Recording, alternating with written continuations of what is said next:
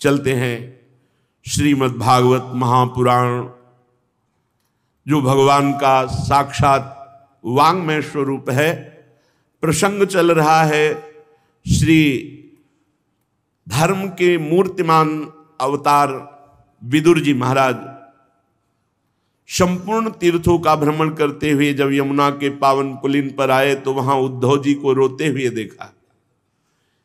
बृहस्पति शिष्य जो संपूर्ण ज्ञान से युक्त हैं, भगवान श्री कृष्ण के मित्र जो संपूर्ण भक्ति से युक्त हैं और श्री कृष्ण प्रेम की मूर्तिमान स्वरूप जो गोपी जन हैं, उनका सत्संग जिनको प्राप्त हुआ, ऐसे प्रेमी महाभागवत इस तरह उदास, खिन्न और रोते हुए ये देखकर विदुर जी को बहुत ही घबराहट पैदा हुई कि ऐसा महाभागवत किसी विशेष परिस्थिति में, वो विशेष परिस्थिति सबसे विशेष हो सकती है, क्योंकि साधारण द्वंद्वों में तो भक्तजन ही निपट लेते हैं, निंदा स्तुति मान अपमान लाभ हानि सुख दुख, ये तो भगवत स्वरूप है।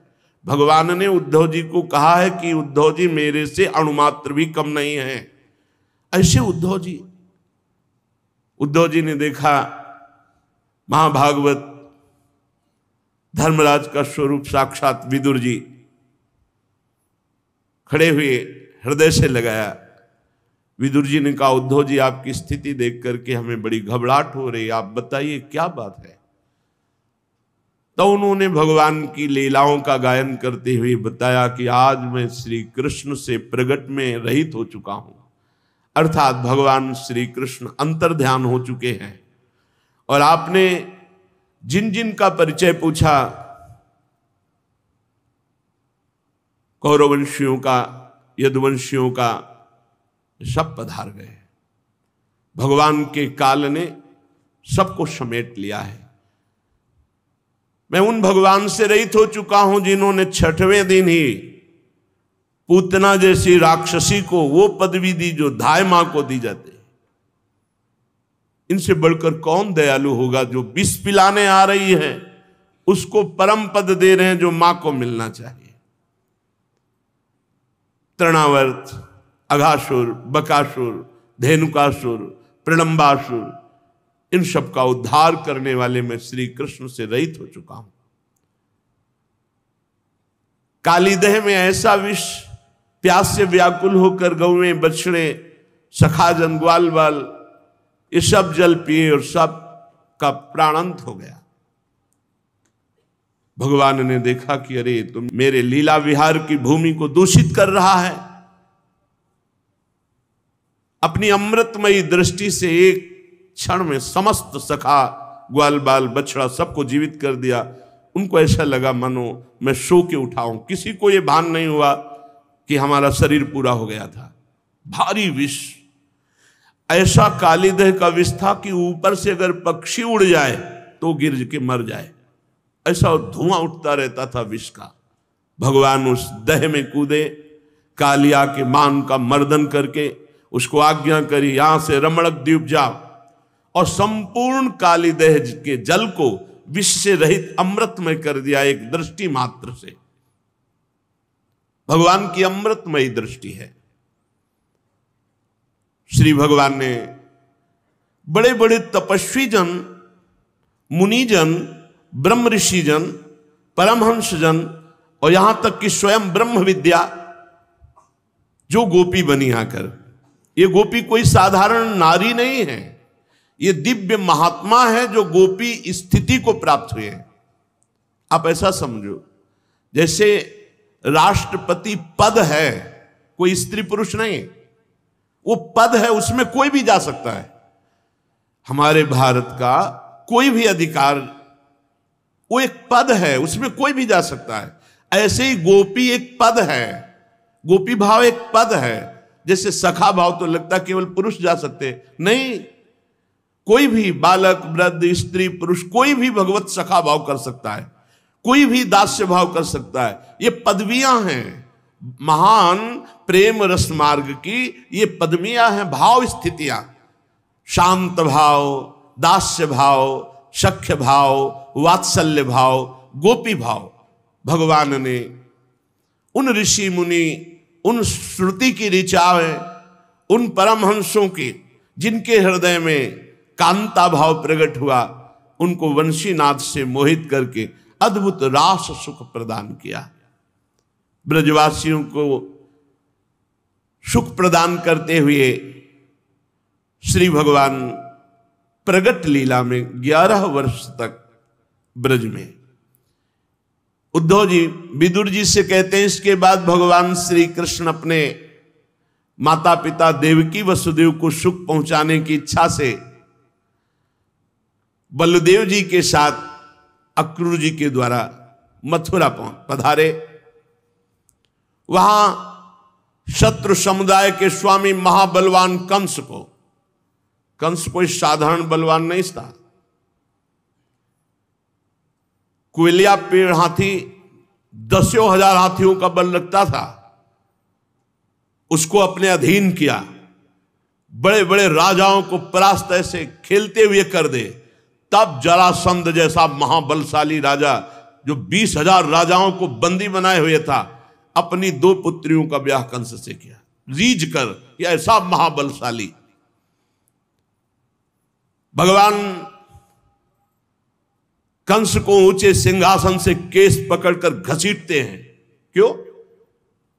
इसने देवकी जी का सर्वप्रथम केस ही पकड़ा था गला काटने के लिए, जब आकाशवाणी हुई कि 8वां पुत्र तेरे मृत्यु का कारण बनेगा, तो आज जिससे पुत्र होगा उसी को नहीं रखूंगा।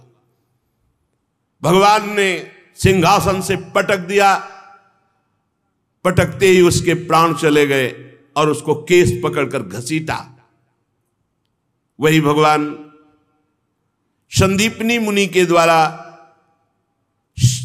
अपना शिष्यत्व पुष्ट करने के लिए एक बार उच्चारण किए हुए सांगोपांग चारों वेदों को धारण करते हैं। कौन भगवान पढ़ रहे हैं? जिनकी श्वासों से वेदों का प्रादुर्भाव हुआ है। जाकी श्वास वेद श्रुतिचारी सो हरि पढ़े, ये अचरज भारी। शिष्यत्व, जो लोग कहते हैं बिना गुरु के क्या कल्याण हो सकता है, उनको उदाहरण लेना चाहिए। क्या जगत गुरु भगवान श्री कृष्ण को किसी के शिष्य बनने की आवश्यकता है? कौन सा ज्ञान प्राप्त करना है, कौन सा मंत्र, जितने ज्ञान सब आपके ही तो हैं। क्या भगवान मर्यादा पुरुषोत्तम श्री राम को किसी को गुरु बनाने की जरूरत है? लेकिन योग वासिष्ठ में देखिए, गुरु पद में वशिष्ठ जी विराजमान और भगवान शिष्यत्व स्वीकार करके ज्ञान प्राप्त कर रहे हैं। हे श्री राम, आप ऐसा समझिए, वशिष्ठ जी समझा रहे हैं।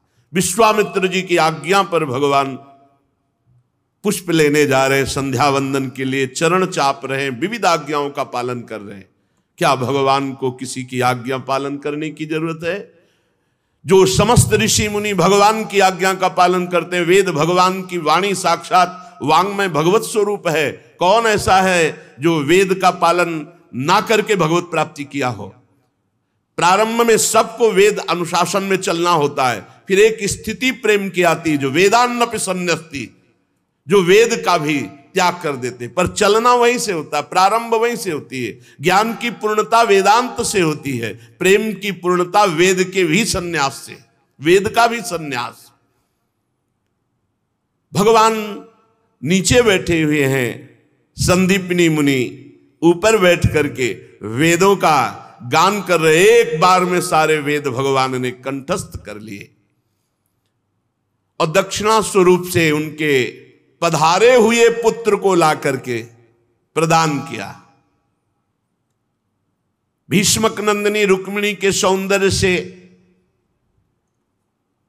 उनकी प्रार्थना से, उनके भाव से प्रेरित होकर भगवान वहां गए और रुक्मी और उनके सब मित्रजन, शिशुपाल आदि सहायकों के साथ सबके सिर पर पैर रखकर गांधर्व विधि के द्वारा श्री रुक्मिणी जी का हरण करते हैं और गांधर्व विधि से विवाह करते हैं। जैसे गरुण अमृत का कलश ले आए।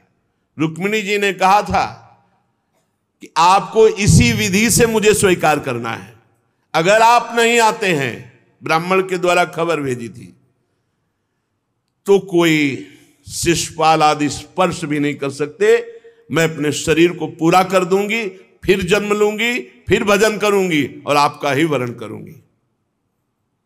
भगवान ने, रुक्मिणी जी ने जैसा चाहा था वैसा ही किया। हमारे प्रभु का स्वभाव है, जैसे जो लोग समझते हैं ना कि भगवान माखन चोर, भैया जिसके 9 लाख गौवें हो तो वहां बाबा के यहां कुंड बने थे, दूध के, दही के, घी के। अगर लाला दिन भर नए नए कुंडों में नहाए तो भी कम, लाला का नहाना कम हो सकता है, दही कम नहीं हो सकता, दूध कम नहीं हो सकता, घी कम नहीं। रोज हजारों, दसियों हजारों संख्या में तो केवल गोपगण सेवा में थे गौओं की। ऐसा वैभव नंद बाबा का, और उनका लाडला, आप विचार करो जरा, चोरी तो तब की जाती है अभाव में। अभाव हो तो चोरी करे, तो फिर ये क्यों लीला में सुना जाता है आज होगी माखन चोरी लीला, ऐसा क्यों कहा जाता है? इसलिए कहा जाता है कि गोपी जनों ने भगवान से ये याचना की। जब वो आती और भगवान की बाल लीलाओं में छकी हुई यशोदा मैया को देखती तो विचार करती कि क्या कभी मेरा ऐसा सौभाग्य हो सकता है, मैं सुंदर गाय का दूध दूं, फिर उसका दही जमाऊं, फिर उसको बिलोऊं, फिर मक्खन निकालूं और ऊंचे पे टांगूं, और लाला चुपके चुपके आवे और फिर वो चोरी चोरी पावे और फिर हम उसे डांट लगावे। तो जैसे मैया के सामने भयभीत होते वैसे मेरे सामने भयभीत, पर मेरे सौभाग्य ऐसे कहां। तो ये था मम प्रपद्यन्ते तास्ततः भजाम्यहम्, मेरे भगवान भक्त के लिए क्या नहीं कर सकते। जब रथ हाँक सकते हैं, चरण चाप सकते हैं, अपना प्रण विसार सकते हैं, तो उस गोपी जनों की भावना पूर्ति के लिए वो चोरी चोरी जाना सखाओं के साथ। ब्रज के बंदरों को बुला लेना। और रामावतार में 14 वर्ष भगवान कभी नगर से बना हुआ भोजन नहीं पाया। आदेश था 14 वर्ष विशेष उदास जीवन व्यतीत करना। भगवान ने पादुका नहीं पहनी, भगवान कभी किसी नगर में नहीं गए, किसी नगर में नहीं। जब सुग्रीव जी ने बहुत प्रार्थना की, विभीषण जी ने प्रार्थना की, लक्ष्मण जी को भेजा राज्याभिषेक के लिए, भगवान नहीं गए। यहां सखा स्वरूप अपने बंदरों को बुलाते, सब आसपास खिड़की के लग जाते हैं, भगवान उनको पवाते हैं, भगवान सखाओं को पवाते हैं, आनंद उत्सव मनाते। और ये गोपी छुप कर देखती, जब देखती हाँ खा चुके अब भागने वाले, बस सामने आ जाते। प्रभु वैसी डरपने की लीला करते, हाथ पकड़ती, चल बहुत प्रवीण बनता है ना, आज मैया से डांट लगाऊंगी, तेरे हाथ जोड़ू गोपी, मैया के पास ना ले जा। यही सुनने के लिए, यही सुनने के लिए प्रभु भय का स्वरूप धारण करते हैं, विनय करते हैं। गोपी आनंद मगन हो जाती है। कोई कोई तो बहुत ही प्रवीण है, इतने पे नहीं छोड़ते, आज तो मैया के पास ले ही चलूंगी। अब आगे जा रही तो बड़े बूढ़े जब आते हैं तो पहले प्रथा थी घूंघट की, घूंघट। अब हाथ, सखा को एक बुलाया और धीरे से हाथ बदल दिया, आप जाके पहले से ही शयन की लीला की। अब वो गोपी दरवाजा खटखटाती, मैया हाँ, इधर लाल जो बोलते, मैया बहुत भूख लगी है, वो देखो दरवाजे पे कोई आया, मैं देखती हूं। और वो ऐसे कहती थी, मेरा लाला चोरी नहीं करता, मेरा लाला बड़ा सीधा है, देखो आज पकड़ के लाई हूं। यशोदा भैया हंस रही, तो भैया तुम्हें हंसी क्यों है? बोले किसको पकड़ के लाई? मेरा लाला है।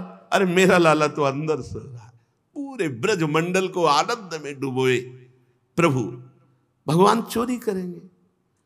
भगवान को किसी वस्तु का अभाव है?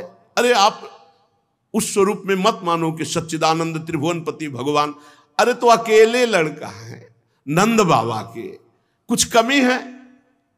वो 10, 20, 50 मन रोज मक्खन बांटे, कमी है वहां।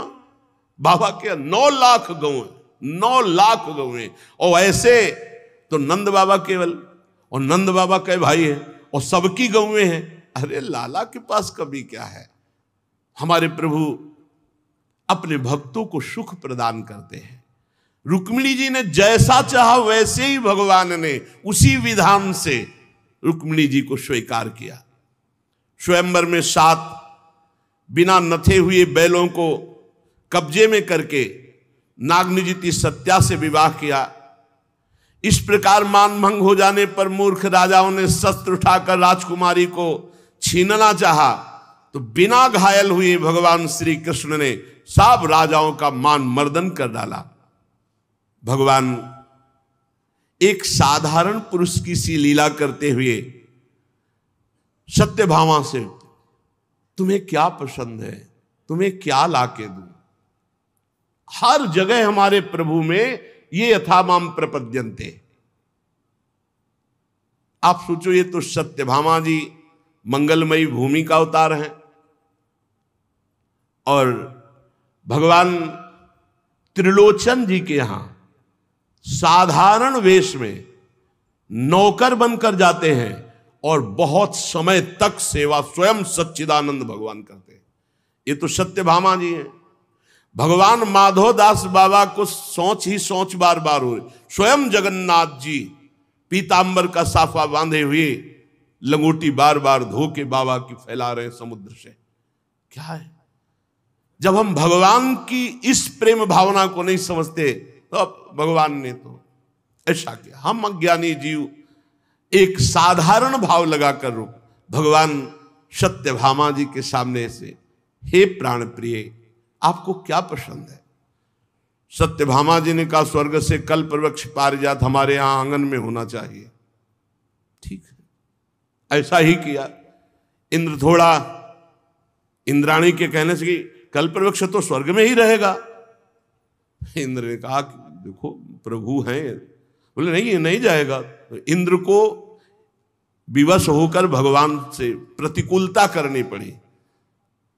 थोड़ी देर में इंद्र को समझ में आ गई कि इनके आगे हम तो गरुड़ में रख करके स्वर्ग से कल्प वृक्ष सत्यभामा जी के आंगन में। इंद्र ने अत्यंत क्रोधित होकर देव सैनिकों के साथ भगवान पर आक्रमण किया। निश्चित भगवान जब अपने को छुपा के लीला करना चाहे तो कोई नहीं जान सकता,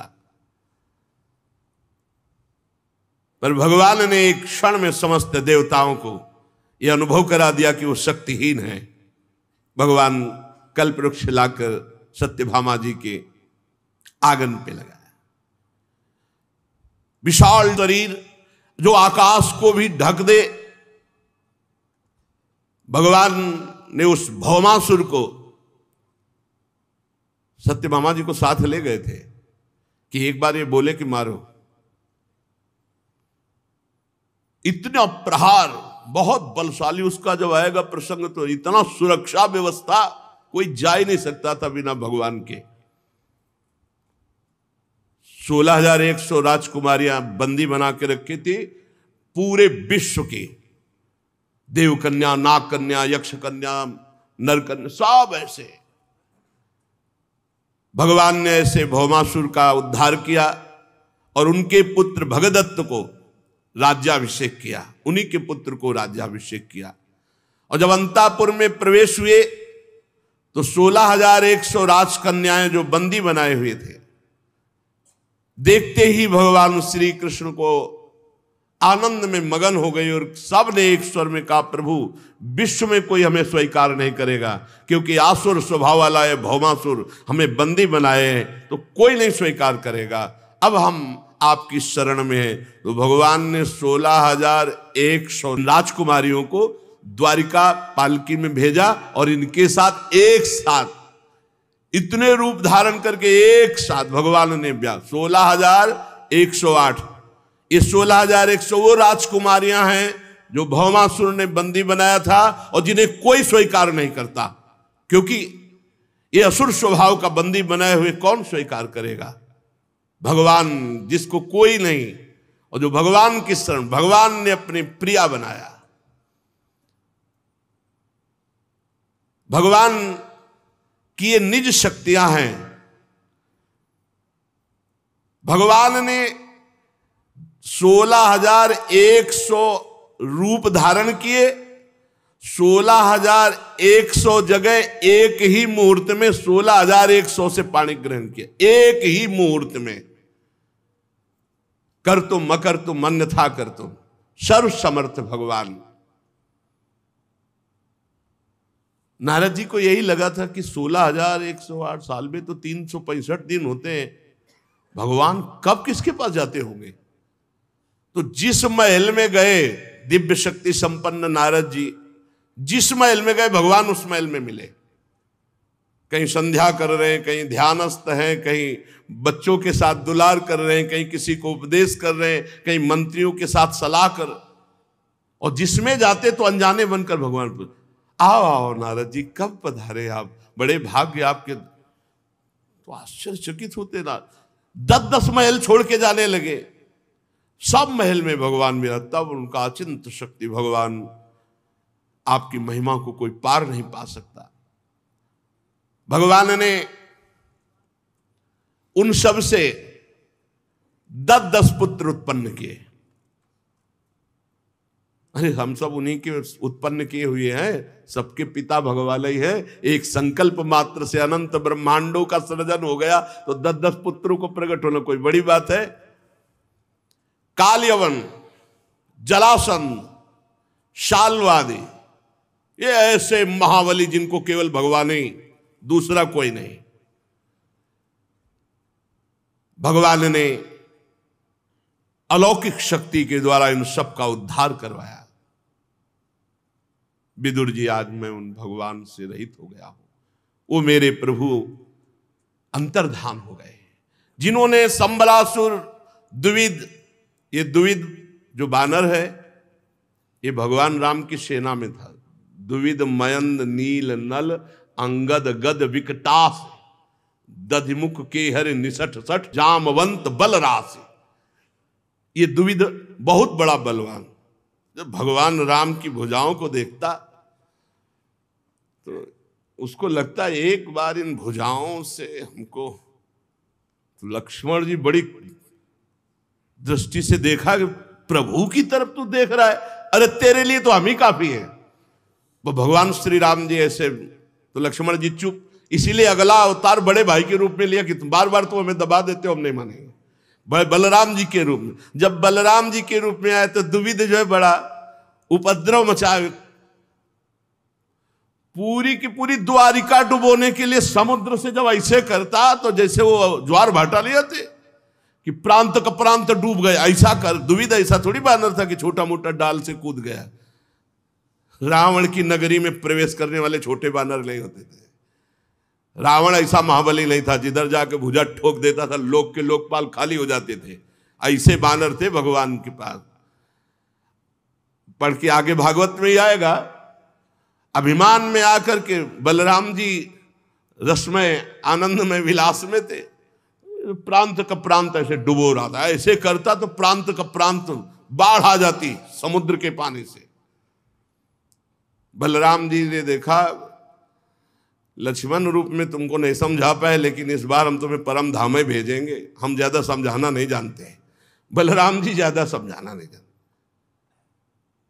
आगे प्रसंग में आएगा, हस्तिनापुर गए, एक प्रसंग में आता तो समझ आया, नहीं समझ में आया, तुरंत हल मूसल का चिंतन किया, मारा हल और कहा अपनी पूरी हस्तिनापुर को चकनाचूर करके गंगा में डूबे। आज भी ऐसे गंगा की तरफ झुकी हुई बलराम जी शेषावतार द्विविद को मार के घूसे में कि किसी अस्त्र शस्त्र की जरूरत नहीं, फांसा, प्रहार किया, खून बमन करते हुए जाओ भगवान के पास आनंद लो जाके। संबलासुर, बाणासुर, मुर, बलवल, दंतवत, ऐसे ऐसे कृष्णावतार में एक दो कोई थोड़ी थे, बड़े महान महान बलशाली असुर भगवान ने अपनी शक्ति के द्वारा ही प्रेरित करके निमित्त किसी को बनाया कि बलराम जी ने या अमुक जी ने, वो भगवान ही। योद्धाओं में किसी को स्वयं मारा, किसी को निमित्त बनाकर दूसरों से, जैसे जरासंध को भीम से, पर भीम केवल निमित्त मात्र हैं, दिखा दिया था। कई दिन हो गए, कुछ फर्क नहीं पड़ा जरासंध में। रात्रि में बड़ा धर्मात्मा भी था। जिस समय वो प्रातः काल ब्राह्मणों को दान कर रहा, उस समय कोई आके गर्दन भी मांग ले तो दे दे, ना शब्द नहीं था। ब्राह्मण ही बन के तो गए थे श्री कृष्ण, चंद्रजू और अर्जुन जी और भीम जी। तो उसने भुजाओं में प्रत्यंचा की रगड़ और चाल देख के कहा कि तुम लोग कपट कर रहे हो, ब्राह्मण तो हो नहीं, पक्का ब्राह्मण नहीं हो, मांगने आए हो तो देंगे जो तुम चाहोगे, क्योंकि मेरे भय से भयभीत होकर ब्राह्मण बन के आए हो, इसलिए मैं वापस तो जाने नहीं दूंगा, लेकिन मैं पक्का कहता हूं तुम ब्राह्मण नहीं हो। क्या बता सकते हो अपना परिचय, आप कौन है? तो बताया, हां तुम जो कह रहे हो सही है, मैं तुम्हारा पुराना दुश्मन हूं। भगवान श्री कृष्ण रण छोड़ भगवान लीला किए थे ना। ये कौन? अर्जुन। ये कोई वीर है, ये कोई हमसे लड़ने लायक? ये वृकोदर महाबली भीम, हाँ ये योद्धा है हमारे हो। आओ। कई दिन तक बाहुयुद्ध हुआ। रात में स्वयं सेवा करवाता, एक रिश्तेदार की तरह भोजन व्यवस्था, सब, कोई छल कपट नहीं। और दिन में भयंकर युद्ध, जैसे बादल गरजते हैं ऐसे घूंसे का प्रहार होता था एक दूसरे का। कई दिन जब हो गए तो भीमसेन ने इशारे से भगवान से कहा कि नस नस तोड़ दिए, इसलिए अब बस या तो आप इज्जत बचाओ, नहीं इस महाबली जरासंध के आगे अब मेरी बस नहीं रह गई। भगवान ने कृपा दृष्टि से भीम को बलवान किया और कहा फाड़ दो, ऐसे नहीं मारे मरेगा। फाड़ दिया, फेंक दिया, फिर वो जुड़ गया। अब तो भीम और डर गए कि ये मारे ही नहीं मरेगा प्रभु अब तो भगवान ने फिर उसको विपरीत दिशा में, क्योंकि जरा नाम की राक्षसी ने जोड़ा था, ये प्रकट ही हुए थे दो रूपों में, एक फल पर उसको दो रूपों, तो वो दो रूपों में गर्व, और ये ही कहा जियो जियो। तो जरासंध, जरा नाम की राक्षसी ने संध किया, इसलिए जरासंध नाम पड़ा। तुम मरवाया किसी से हो, लेकिन सामर्थ्य तो इन्हीं की रही है।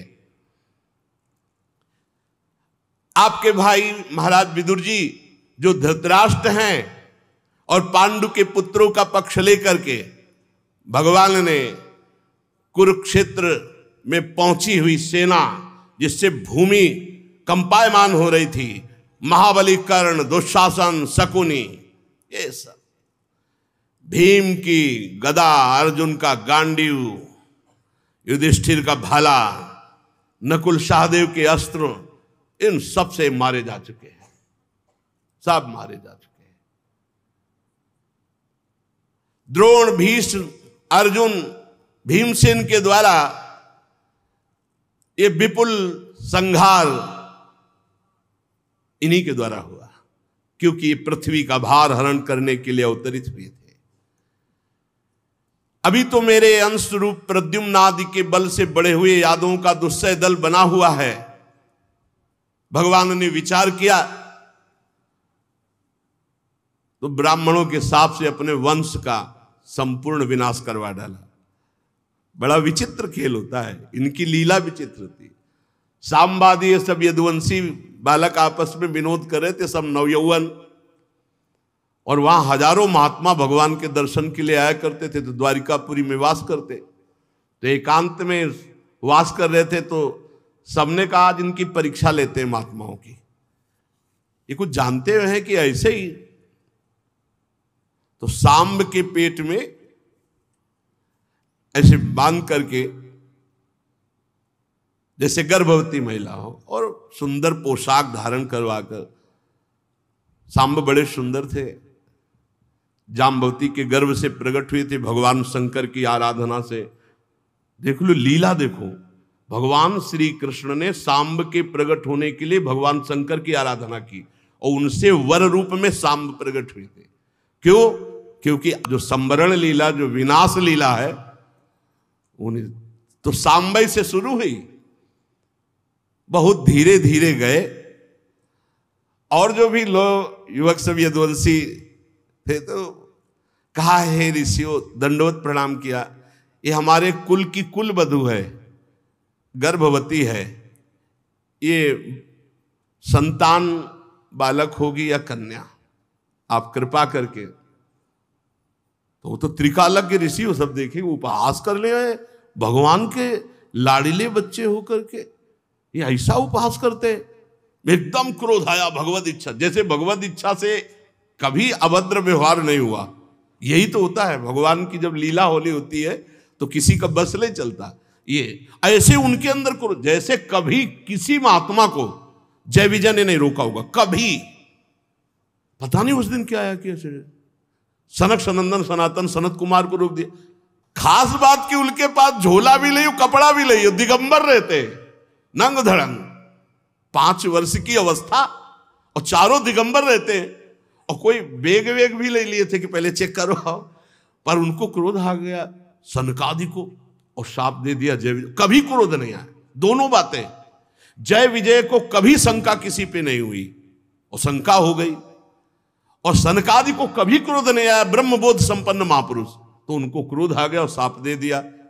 और जब बाद में पूरा निर्णय निकला तो मम इच्छा कह दीन दयाला, तो इन्हीं की इच्छा से सांब के उदर में वो बांधा गया कढ़ाई आज, और वो दिखाया गया दृश्य की गर्भवती है। तो क्या होगा? तो ऋषियों ने कहा कि इससे वही होगा जो तुम्हारे वंश का विनाश होगा। फटाफट खोल के देखा तो एक इतना बड़ा मूसल।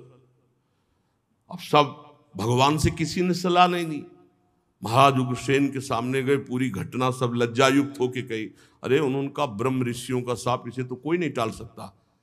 तो ये हुआ, इसे घिस करके समुद्र में फेंक दो।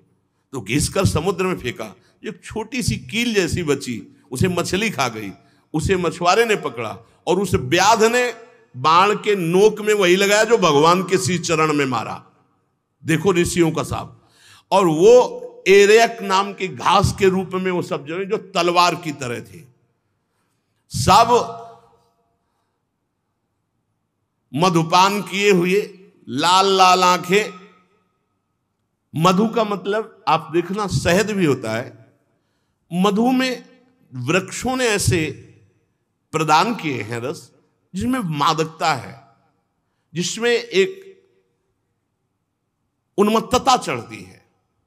तो मधुपान किए हुए ऊपर से सांप, सब मधुपान करके मतवाले हो गए, और आपस में उसी एरे, कोई थप्पड़, कोई घूसे, कोई एरेक नाम की घास से, वो तलवार जैसी थी, काट काट के पूरे यदुवंशी।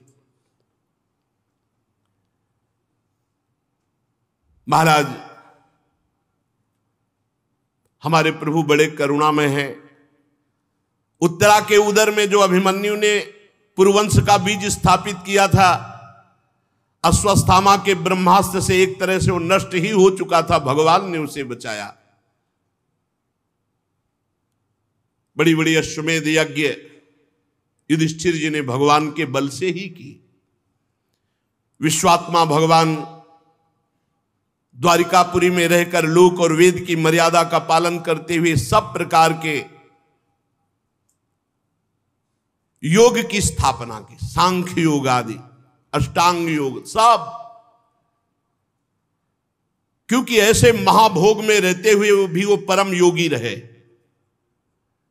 जिनकी मधुर मुस्कान, स्नेहमयी चितवन, सुधामयी वाणी, निर्मल चरित्र, समस्त शोभा और सुंदरता के निवास, अपने श्री विग्रह से लोक परलोक और समस्त यादवों को आनंदित किया। वही भगवान से मैं वंचित हो चुका हूं। वो भगवान हमारे साथ ऐसा किया कि मैं ठगा गया। योगेश्वर भगवान अपने भक्तों को सुख देने के लिए अवतरित हुए।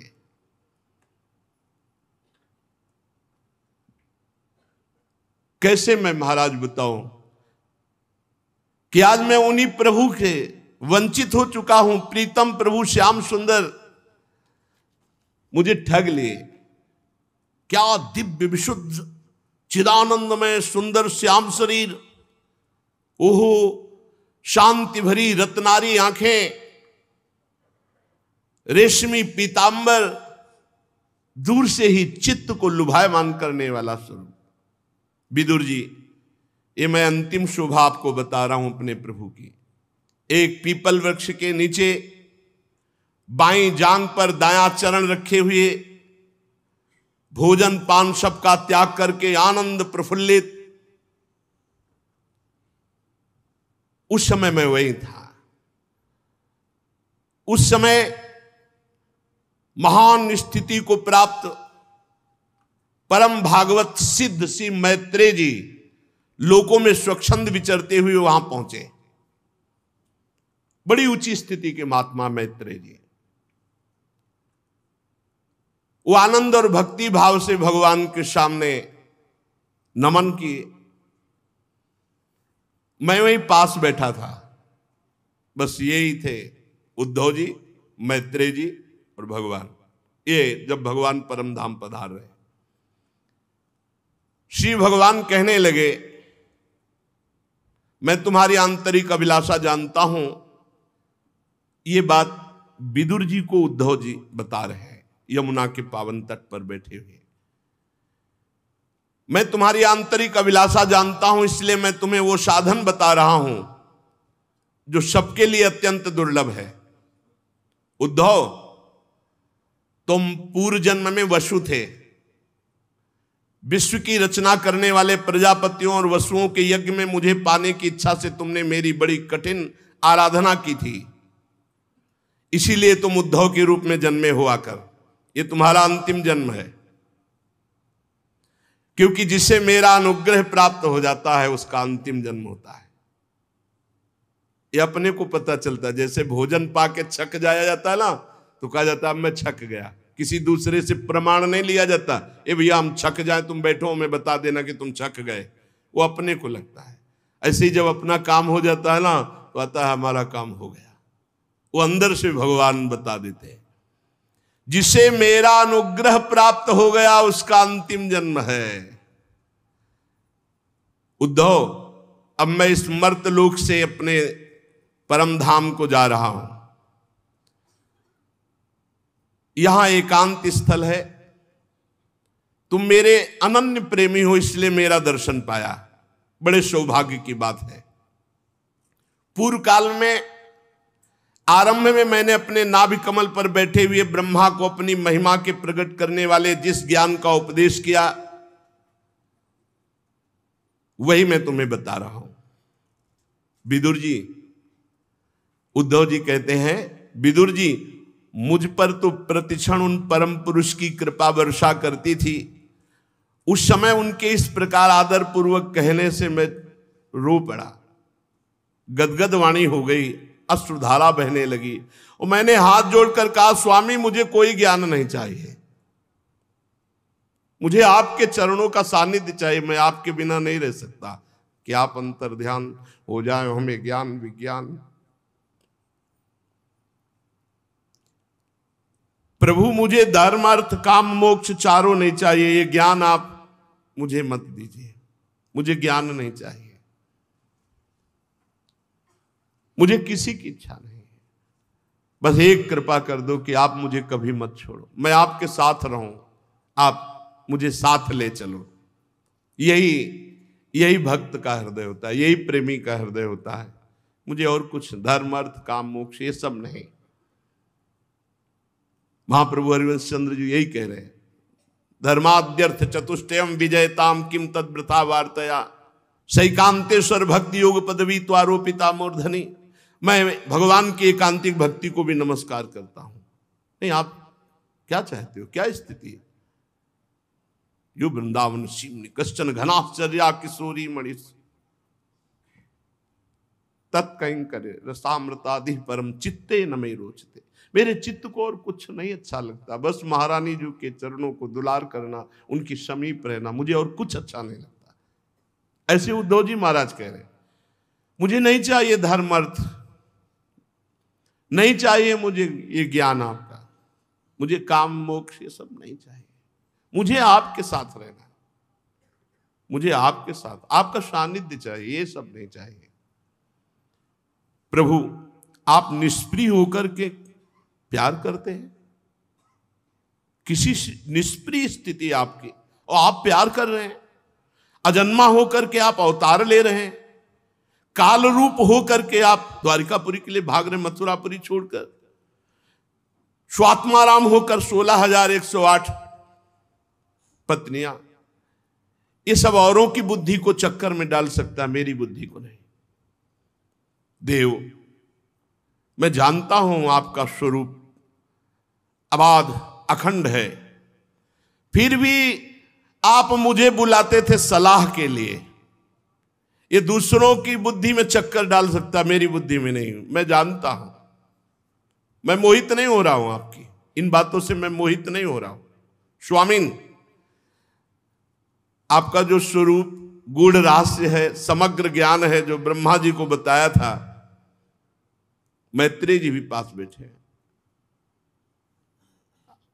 मैं तो बिल्कुल इच्छा नहीं, सुगमता पूर्वक संसार समुद्र से पार होने के लिए जो आपका नाम है, आपका आश्रय है, वो हमें प्राप्त, हमें कोई और ज्ञान की जरूरत नहीं। ये मेरे हृदय का भाव था, मैंने निवेदन कर दिया। उद्धव जी ने कहा, तब परम पुरुष परमात्मा भगवान श्री कृष्ण ने उस समय मैत्रेय जी और उद्धव जी ही है केवल उपदेश किया। जो एकादश स्कंद आएगा उसमें भगवान उद्धव जी को उपदेश कर रहे हैं। पूज्यपाद परम गुरु भगवान श्री कृष्ण से आत्म तत्व की उपलब्धि प्राप्त करके प्रभु के चरणों की वंदना की, परिक्रमा की, और मेरे देखते देखते वो अंतर्धान हो गए। मैं विरह से व्याकुल भटक रहा हूं। विदुर जी, जो मैं उनके सानिध्य में आनंद प्राप्त करता था, वही मेरा हृदय आज उनके बिना विरह व्यथा से अत्यंत पीड़ित है। अब मैं यहां टिक नहीं सकता, क्योंकि आदेश हुआ था बद्रिकाश्रम जाना और वहां मेरा चिंतन करना। तो हम अपने प्रभु के आदेश से बद्रिकाश्रम जा रहे हैं और वहां भगवान नर नारायण दोनों ऋषियों से हमें मिलना है। भगवान ने ऐसी आज्ञा की है और वहां पहुंचकर कठिन तपस्या के द्वारा भगवान की आराधना करनी है। इस प्रकार उद्धव जी के मुख से अपने प्रिय बंधुओं के विनाश का आशय समाचार सुनकर विदुर जी को बड़ा शोक हुआ कि कौरव सब के सब विनाश को प्राप्त हुए, पर परम ज्ञानी है, तुरंत ज्ञान के द्वारा उस शोक को संभाला। भगवान श्री कृष्ण के परिकरों में प्रधान महाभागवत उद्धव जी बद्रिकाश्रम की ओर जाने लगे। तब कुरुश्रेष्ठ विदुर जी ने श्रद्धा पूर्वक पूछा, उद्धव जी, योगेश्वर भगवान श्री कृष्ण जो ज्ञान उस समय प्रकट किया, क्या वो हम सुनने के अधिकारी हैं? क्या आप कृपा करके मुझे सुनाएंगे? उद्धव जी ने कहा कि एक बात तो रह गई बताने की। जिस समय भगवान ये ज्ञान दे रहे थे, उसी समय उन्होंने आपकी भी याद की और मैत्रेय जी इसको आज्ञा करी कि ये ज्ञान विदुर जी को दे देना। मर्तलोक छोड़ते समय वो आपकी स्मृति की। विदुर जी तो भावमगन हो गए कि भगवान जब अंतर ध्यान हो रहे थे तब हमारा स्मरण किया। मैत्रेय जी से कहा कि यह ज्ञान जरूर विदुर जी को दे देना। बहुत समय तक विदुर जी भावावेश में डूबे रहे कि भगवान ने अंतर ध्यान होते समय हमारी याद की। पूरी रात बीत गई एक क्षण के समान। प्रातःकाल हुआ, चल पड़े दोनों महापुरुष अपनी अपनी। राजा परीक्षित ने पूछा भगवान सुखदेव जी से कि वृष्णिकुल और भोजवंश के सभी रथी यूथपतियों के यूथपति नष्ट हो गए, यहां तक कि साप यदुवंशियों के संपूर्ण नाश का था। त्रिलोकीनाथ भगवान श्री हरि को भी अंतर्ध्यान होना पड़ा, तो ये उद्धव जी कैसे बच गए? ये तो भी यदुवंशियों में है, ये कैसे बच गए? परीक्षित जी ने प्रश्न किया तो श्री सुखदेव जी ने कहा, यही तो हरि की सामर्थ्य है। हरि की इच्छा को कोई भी ऋषि मुनि साप वरदान कोई भी नहीं काट सकता। श्री हरि ने अपनी ही इच्छा से ब्राह्मण के साप, ब्रह्म ऋषियों के साप रूप काल के बहाने अपने कुल को अपने धाम पहुंचा दिया। अपने श्री विग्रह के अंतर्धान करने के पहले ये सब भगवान मुस्कुराते हुए देख रहे थे। श्री चरण में चरण चढ़ाए दाहिना और मुस्कुराते हुए देख रहे थे पूरा विनाश हो रहा है। तब जब एक एक परम धाम पहुंच गए तब अपने स्वरूप को अंतर्ध्यान किया। भगवान ने ये विचार किया था कि मेरे विशुद्ध ज्ञान को केवल ग्रहण करने का अधिकार उद्धव जी को है। इस समय सच्चे ज्ञानी उद्धव जी है। उद्धव जी अणुमात्र भी भगवान से कम नहीं है, भगवान ने स्वयं अनुभव किया। अरे वो जिसको अपना दे दे तो उसमें क्या। उद्धव जी आत्मविजयी हैं। जीवन भर में कभी एक बार भी किसी विषय पर उद्धव जी विचलित नहीं हुए कि किसी भोग ने उन्हें आकर्षित किया हो। इसलिए सच्चे ज्ञान के अधिकारी उद्धव है। और भगवान ने संकल्प किया कि यहीं रहे तो कोई साप नहीं लागू हुआ उद्धव जी के। इसलिए कर तुम अकर तुम अन्यथा कर तुम सर्व समर्था स ईश्वरा। वो जो चाहे कर सकते हैं। वेदों के मूल कारण जगत गुरु भगवान श्री कृष्ण चाहते थे, इसलिए उद्धव पर कोई साप लागू नहीं हुआ।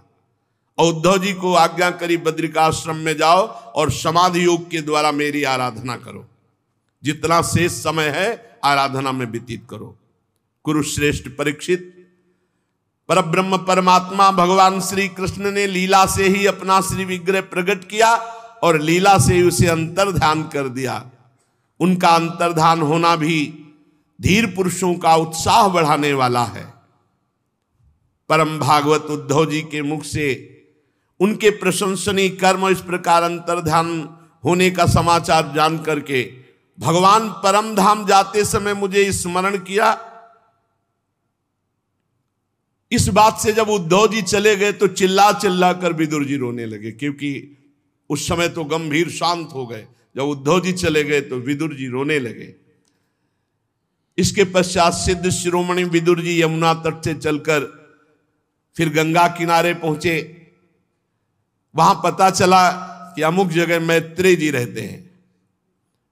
परम ज्ञानी मैत्रेय मुनि हरिद्वार क्षेत्र में एकांत में विराजमान थे। भगवत भक्ति से शुद्ध हृदय वाले परम ज्ञानी विदुर जी उनके पास पहुंचे और प्रणाम करके पूछा। विदुर जी ने कहा, भगवान आपको संपूर्ण ज्ञान दे गए हैं, मैं आपसे कुछ प्रश्न करता हूं।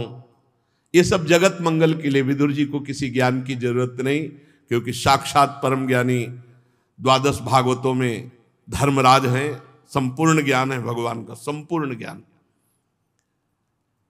भगवान संसार के सब लोग सुख के लिए कर्म करते हैं। विदुर जी ने प्रश्न किया कि संसार के सब लोग जितने भी कर्म होते हैं उनका लक्ष्य होता है सुख मिल जाए, परंतु उनसे ना तो उन्हें स्थायी सुख मिलता है और ना कभी दुख दूर होता है, बल्कि उससे दुख की और वृद्धि हो जाती है। अतः ऐसा क्यों होता है? इस विषय में आप कृपा करके बताइए कि क्या करना चाहिए, क्योंकि सबका लक्ष्य होता है सुख। सुख प्राप्ति के लिए किया जाता है कर्म, तो जो चाह की गई वो सुख तो मिला नहीं स्थायी, और दुख बढ़ता चला गया। तो क्या करना चाहिए जिससे स्थायी सुख मिल जाए, सदा सदा के लिए सुखी हो जाए, कभी दुख ना भोगना पड़े। जो लोग दुर्भाग्यवश भगवान श्री कृष्ण से विमुख हैं, अधर्म परायण हैं, अत्यंत दुखी हैं, उन्हीं पर कृपा करने के लिए आप जैसे भगवत भक्तों का इस संसार में अवतार होता है और वो अवतरित होकर भूले हुए प्राणियों को भगवान की राह बताकर परम सुख का मार्ग देते हैं। मैत्रेय जी, मुझे उस शांतिप्रद साधन का उपदेश कीजिए जिसके अनुष्ठान से भगवान हृदय में प्रकाशित हो जाते हैं, अपने स्वरूप का बोध हो जाता है, अपरोक्षानुभव। वो मैं आपसे उपदेश चाहता हूं। और महाराज, त्रिलोकी के नियंता परम स्वतंत्र भगवान श्री हरि जो जो अवतार लेकर लीलाएं करते हैं, अकर्ता होकर भी उन्होंने कल्प के आरंभ में सृष्टि की रचना की, इसे स्थापित किया, जीवों की जीविका का विधान किया, फिर इन सब को समेट करके वृत्ति शून्य होकर योग माया का आश्रय लेकर शयन करते हैं। तो योग योगेश्वरेश्वर भगवान श्री कृष्ण संपूर्ण ब्रह्मांड की रचना करते हैं, पालन करते हैं, लय करते हैं। मैं समझना चाहता हूं कैसे करते हैं। भगवान सदैव अपने भक्तों की रक्षा के लिए, प्रेमियों के लिए, भूमि के लिए, देवताओं के लिए, गौ के लिए वो अवतार लेते हैं। मैं श्री हरि के लीलामृत का पान करते करते कभी तृप्त नहीं हो पाया, इसलिए मैं आपके श्रीमुख से सुनना चाहता हूं। मैं सुनना चाहता हूं भगवान की विभिन्न विभूतियां कौन कौन सी है, कौन कौन से रूपों में भगवान अपनी विभूतियों के रूप में इस जगत में विराजमान है। भगवान श्री कृष्ण जी के कथामृत का प्रवाह समस्त पापों का नाश कर देता है। मैं स्वल्प सुखदायक धर्मों के विषय में कुछ नहीं जानना चाहता। मैं तीर्थपाद भगवान श्री कृष्ण के गुणानुवाद से कभी आज तक तृप्त नहीं हुआ, इसलिए बहुत प्यास है। नारद आदि महात्मागण आप जैसे साधुओं के समान में भगवान के नाम का कीर्तन, भगवान की कथा का कीर्तन करते हैं, गायन करते हैं। जब नाम कीर्तन और कथा कीर्तन मनुष्यों के श्रवणेंद्रिय में प्रवेश करता है तो उनके संसार चक्र का नाश करके भगवत प्राप्ति करा देता है। सीधे भगवत प्राप्ति, भगवत चर्चा सुनना, नाम कीर्तन करना, नाम कीर्तन सुनना। भगवान आपके तो मित्र हैं भगवान श्री कृष्ण द्वैपायन व्यासदेव जी। भगवान के गुणों की इच्छा से उन्होंने चारों वेदों को सारांश में करके महाभारत के रूप में रच डाला। मनुष्यों की बुद्धि भगवान की कथाओं में लग जाए तो और किसी धर्म के चक्कर में पड़ने की जरूरत नहीं, उसी से कल्याण हो जाए। सा श्रद्धा धानस्य विवर्धमाना विरक्ति मन्यत्र करोति पुंसः हरे पदानुस्मृति निर्वृतस्य समस्त दुखात्ययमा सुधत्ते। जब कोई श्रद्धालु कि वहां सत्संग हो रहा है, भगवत चर्चा हो रही, चलता है, एक एक कदम यज्ञ के समान होते हैं। और वो जब जाकर वहां कथा सुनता है तो उसके हृदय में उमंग आती है, उत्साह आता है, आनंद आता है। वो उस आनंद के बल से विषय आनंद का त्याग करके वैराग्य भाव को प्राप्त होकर भगवत चरणारविंद के निरंतर चिंतन में आनंद मगन होने के लिए विकल हो जाता है। और उस पुरुष की विकलता सारे पापों का नाश करके, दुखों का तत्काल अंत करके भगवत प्राप्ति की योग्य बना देती है। मुझे तो सोचने की भी सोचनी अज्ञानी पुरुषों के लिए बड़ा खेद है जो अपने पिछले पापों के कारण जहां भगवान श्री हरि की कथा होती वो कथा सुनने नहीं जाते, विमुख रहते हैं। विदुर जी कह रहे हैं, हाय तांछोच सोच्यान विदोनु सोचे हरे कथायाम विमुखा नघेन क्षीणोति देवो निमिषस्तु ऐसा मायुर्व्रथावाद गति स्मृति नाम। बड़े सोचनीय लोग हैं जिनको भगवान की कथा कि अमुक जगह हो रही और सुनने नहीं गए, खेद है। पिछले पाप उन्हें भगवान की कथा में जाने से विमुख कर देते। हाय, काल भगवान उनके अमूल्य जीवन को नष्ट कर रहे। वाणी, देह और मन से वो व्यर्थ बकवाद, व्यर्थ चेष्टा, व्यर्थ चिंतन करके दुर्गति को प्राप्त होते हैं। हे मैत्रेय जी, आप दीनों पर कृपा करने वाले हैं, अतः भौरा जैसे फूलों में से रस निकाल लेता है, उसी प्रकार इन लौकिक कथाओं में से सारभूता परम कल्याणकारी पवित्र कीर्ति भगवान श्री कृष्ण श्री हरि की कथाएं आप हमको सुनाइए, जिनके सुनने मात्र से इस संसार सागर से उद्धार हो जाता है। मैत्रेय जी श्री विदुर जी के पूछने पर उत्तर दे रहे हैं। सुशेष चर्चा आगे। श्री राधा वल्लभ लाल की।